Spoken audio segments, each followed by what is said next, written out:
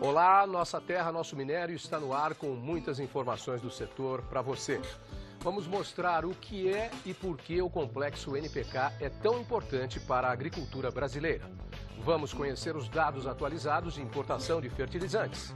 Teremos também o comentário de Silmar César Miller e uma entrevista exclusiva com o deputado Bernardo Santana, relator da subcomissão do novo marco regulatório da mineração.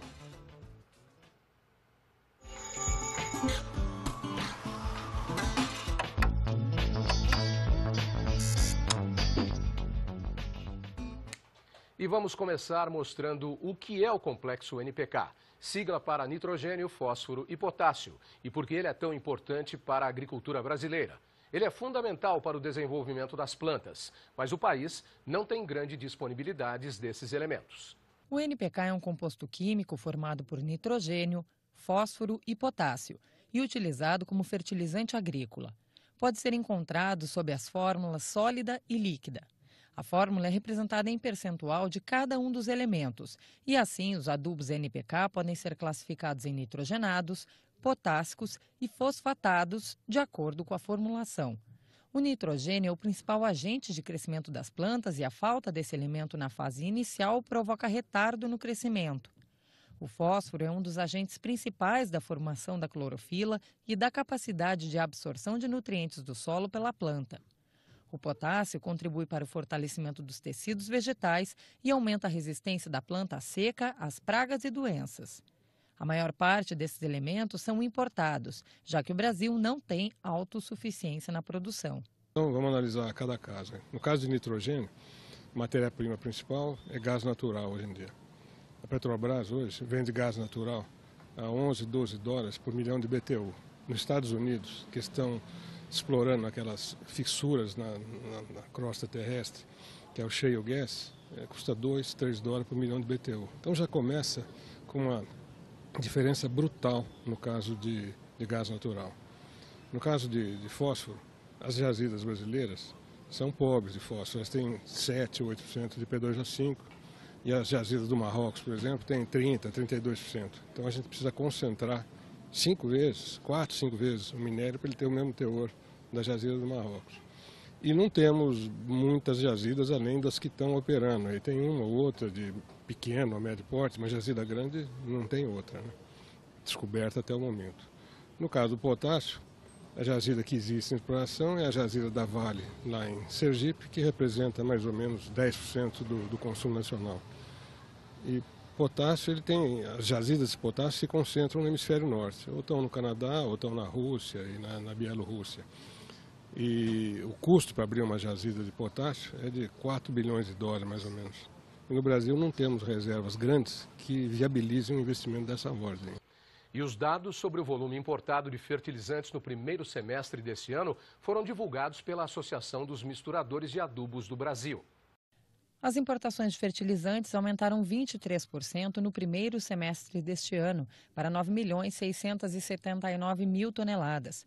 Segundo a Associação dos Misturadores de Adubos, as compras foram antecipadas para prevenir atrasos no desembarque dos produtos, que chegam a 50 dias no Porto de Paranaguá. A produção nacional cresceu 3% para 4.627.000 toneladas de fertilizantes.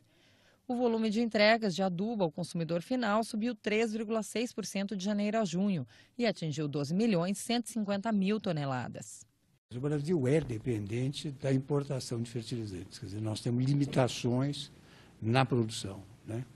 Então tem que recorrer ao mercado externo, principalmente quando o mercado cresce, então tem que recorrer a ele. Entre os elementos mais importados estão o MAP, com um aumento de 42,6% no primeiro semestre, passando de 801.000 toneladas para 1.142.000 toneladas, além do cloreto de potássio. As compras desse adubo cresceram 14,25% no mesmo período, atingindo 3.600.000 toneladas. O Brasil depende de 90% da importação de cloreto de potássio. Mais ou menos 50% da importação de fósforo e cerca de 65% da importação de nitrogenados. Então, o potássio é o produto que pesa mais na pauta de importação de fertilizantes. E a contínua compra de adubo pelo Brasil é assunto para o comentário de Silmar César Miller. A dependência externa de matérias-primas para a produção de fertilizantes é o grande calcanhar de Aquiles do agronegócio brasileiro, cuja sustentabilidade requer o auxílio permanente de adubos químicos para manter a fertilidade dos solos do país, que são pobres em nutrientes naturais. O Brasil precisa importar em média 72% de suas necessidades de matérias-primas para a produção da fórmula clássica NPK, ou seja, nitrogênio, fósforo e potássio. A menor, de fósforo, chega a 48%. No nitrogênio, chega a 75%. E o pior caso é o do potássio, onde o país precisa trazer nada menos que 92% do exterior. As soluções não são fáceis. A autossuficiência ainda é um sonho distante, até porque a demanda seguirá aumentando diante do crescimento continuado que se prevê para a produção agrícola brasileira, sobretudo de soja, milho e cana-de-açúcar, ademais das pastagens, que ocupam as maiores extensões de áreas de cultivo no país. A julgar por projeções da ANDA, a Associação Nacional para a Difusão de Adubos, a demanda brasileira por matérias-primas para fertilizantes deve saltar em mais de 20% nos próximos 5 anos, para perto de 15 milhões de toneladas anuais. Há, porém, investimentos novos em andamento, ou projetados, que podem vir a amenizar essa dependência no médio prazo. De acordo com projeções também da ANDA, em 5 anos a dependência externa poderá ser reduzida praticamente para a metade da atual, em média. Haverá progresso em todos os 3 itens da fórmula básica. Mas o melhor resultado esperado se dará justamente no item atual mais crítico de todos, o do potássio, que sai de 92% para 37% de dependência a partir de 2017, com o descobrimento e exploração de novas jazidas desse minério. Você acompanha agora uma entrevista exclusiva com o deputado federal Bernardo Santana, que é o relator na subcomissão do novo marco regulatório da mineração. Ele fala sobre a urgência em aprovar uma nova legislação para o setor. O projeto de lei que cria o novo marco regulatório para o setor de mineração dispõe sobre a atividade de mineração, cria o Conselho Regional de Política Mineral e a Agência Nacional de Mineração. Ele prevê concessões por meio de licitações e um título único para a pesquisa e a lavra de minérios, com um prazo de 40 anos prorrogável por mais 20. Atualmente, a regra permite a exploração até o fim da vida útil da mina. Para o deputado Bernardo Santana, que é relator da subcomissão do Marco Regulatório da Mineração, o novo marco pode destravar investimentos, desde que seja amplamente discutido. Eu acredito que o texto é, na sua grande parte, um texto bom. Mas, com certeza, nós vamos ter que tomar algumas medidas de aprimoramento de agenda positiva para que a gente possa ter a garantia mesmo da segurança jurídica, para que a gente possa ter um texto que se perenize. Então, eu penso que nesse trabalho temos que fazê-lo de uma forma bem consciente, mas de uma forma também que ele possa se amadurecer, porque o que dá segurança jurídica é a não mudança da norma. O que dá segurança jurídica é respeito aos contratos já assinados, respeito às concessões já dadas, respeito aos atos jurídicos perfeitos já celebrados entre quem teve a boa-fé de empreender, investir e o fez dentro da lei. Ele tem que ser respeitado. O projeto que propõe um novo marco regulatório para o setor de mineração no Brasil vai tramitar aqui na Câmara dos Deputados em regime de urgência constitucional. Após a instalação da comissão especial que irá analisar a proposta, o que está previsto para ocorrer após o fim do recesso parlamentar, no início de agosto, a Câmara terá 45 sessões ordinárias de prazo para votar a matéria. Segundo Santana, ainda não há um nome definido para relatar o projeto, que irá tramitar por 4 comissões da Câmara: Trabalho, Minas e Energia e Finanças e Tributação, além da Comissão de Constituição e Justiça, antes de ser levado à votação no plenário. Eu acredito que ele deve instalar já essa comissão, oficializar os nomes, né, dos componentes que os partidos, acredito eu, todos eles já indicaram, o nosso partido do nosso bloco já indicou, dos que irão participar e compor.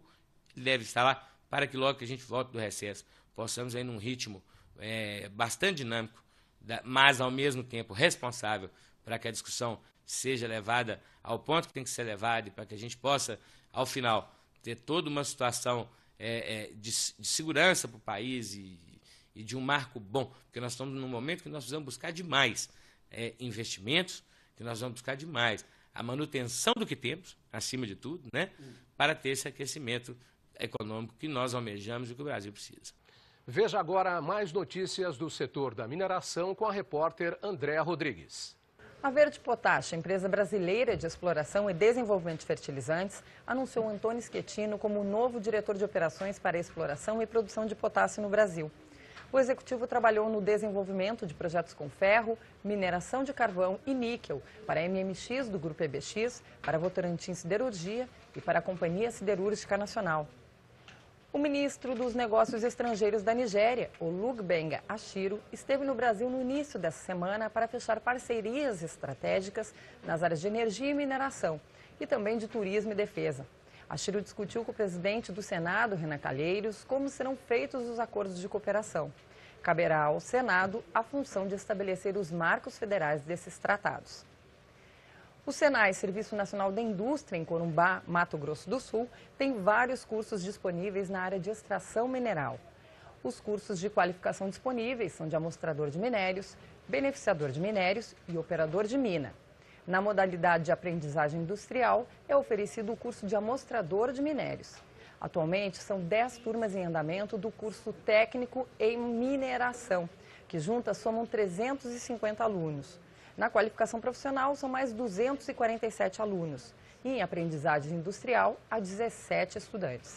De acordo com o SENAI, o objetivo é contribuir com a manutenção da competitividade da indústria extrativa mineral de Mato Grosso do Sul, visando a mão de obra especializada. Nossa Terra, Nosso Minério de hoje fica por aqui. Na sexta-feira nós voltamos com mais informações do setor. Até lá!